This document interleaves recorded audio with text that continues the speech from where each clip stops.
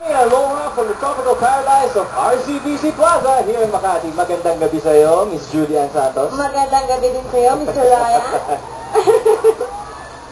Ganda mo ah.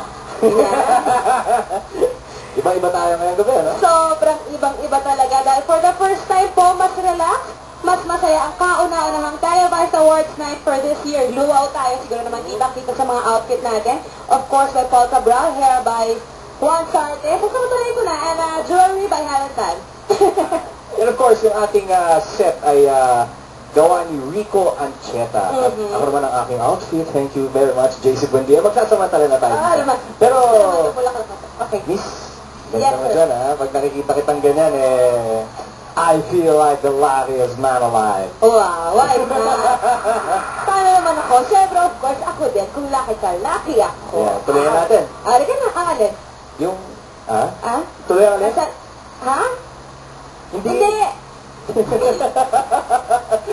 Itutuloy na po namin ang movie namin, Ryan, na susunod sa kasali siguro po ngayong taon. Yan. Kaya ituloy na natin ang show. At ito yung kasing halimbawa, paano ba yung nagpo-propose? Di ba, pag nag-propose ka, kailangan may script. Ito mga writers sa susunod natin. Sana, isa dito sa mananalo dito ang kukunin kong writers ng aking proposal. Kukuha ka pa ng writer sa proposal? Tingnan natin kung sino mananalo. Okay. Tingnan natin. And preferably, isa siya sa winning writers ng first two categories natin tonight. And sabi nga nila, walang pelikula kung walang script. Yon ang unang hinahanap talaga ng director, producer, at lahat ng mga artista ngayon. Yan din ang una nating bibigyan ng parangal ngayong gabi.